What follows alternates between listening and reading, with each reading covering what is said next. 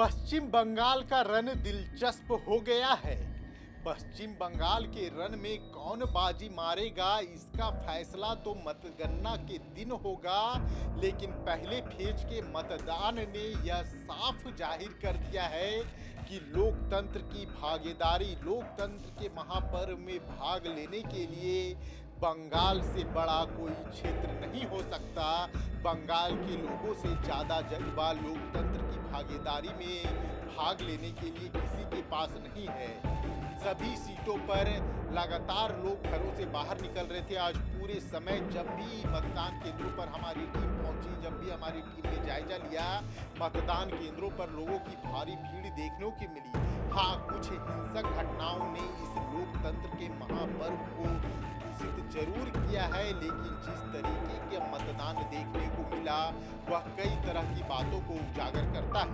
लगभग 90% के मतदान ने पूरे चुनावी माहौल को गर्म कर दिया है। प्रधानमंत्री मोदी और ममता बनर्जी ने दोनों ने अपनी अपनी जीत का दावा किया है। पश्चिम बंगाल विधानसभा 2026 के पहले चरण में जिस तरीके का मतदान हुआ उसने 2021 के रिकॉर्ड को पीछे छोड़ दिया है। लगभग हर जिले में वोटिंग परसेंटेज में बढ़ोतरी देखी गई, जो इस बात का संकेत है कि इस बार मतदाताओं में उत्साह और भागीदारी पहले से कहीं ज्यादा रही।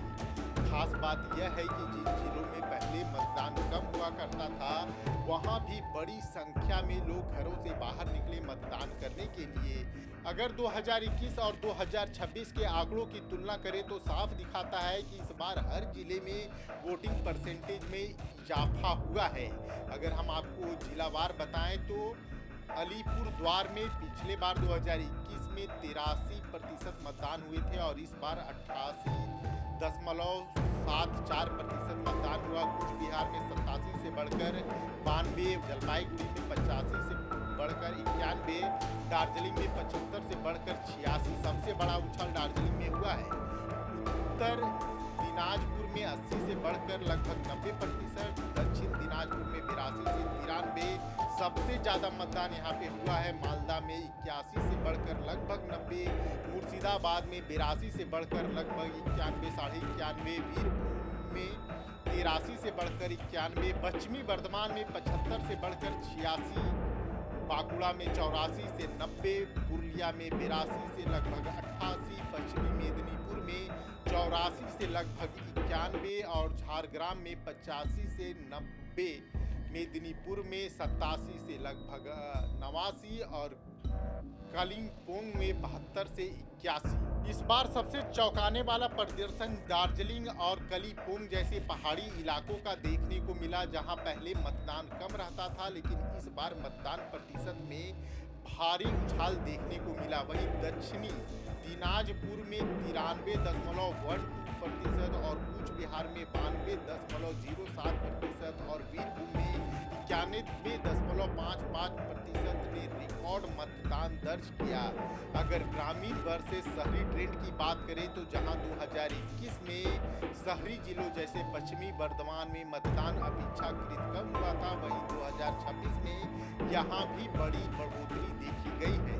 ग्रामीण और सीमावर्ती जिलों में पहले से ही अच्छा मतदान होता रहा है, लेकिन इस बार वहां मतदान का रिकॉर्ड जो है सो टूटता हुआ नजर आया। बड़ी संख्या में लोग घरों से बाहर निकले और मतदान किया। इस बार जो लोगों से बात हो रही है, जो राजनीतिक विश्लेषक बता रहे हैं कि बड़ी मतदान के पीछे बहुत सारी वजहें हैं जो काम कर रही थी।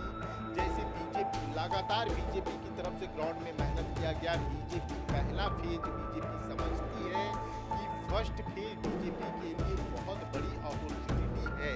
तो क्या बीजेपी ने फर्स्ट फेज की अपॉर्चुनिटी को ग्रैब कर लिया है?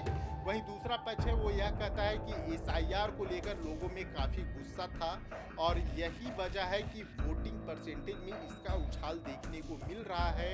लोग एसआईआर के विरोध घरों से बाहर निकल रहे हैं और मतदान में भाग ले रहे हैं। 2026 का पहला चरण साफ तौर पे दिखाई देता है कि पश्चिम बंगाल में लोकतंत्र की भागीदारी मजबूत हुई है।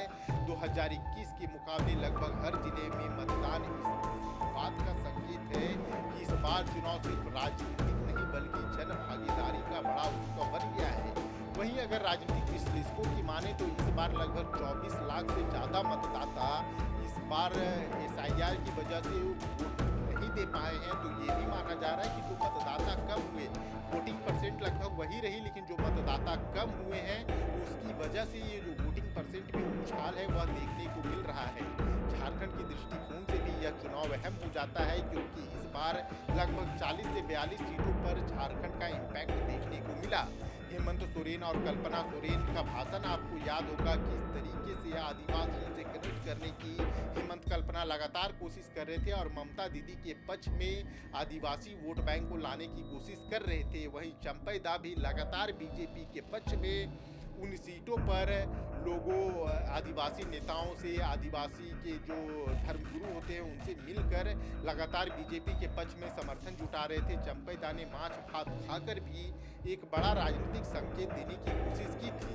जयराम महतो भी दो बगमुंडी और जसपुर दो विधानसभा सीटों पर फाइट कर रहे हैं। अगर जयराम महतो कोई बड़ा इम्पैक्ट डाल पाते हैं तो यह उनके राजनीतिक कैरियर के लिए एक बड़ा मूव हो सकता है। बीजेपी 152 सीटों में लगभग 100 सीटों को जीतने का सपना देख रही है। चुनाव के बाद अमित शाह भी बंगाल चुनाव के वॉर रूम पहुंचे थे और उन्होंने पूरी चुनावी व्यवस्था की जायजा लिया।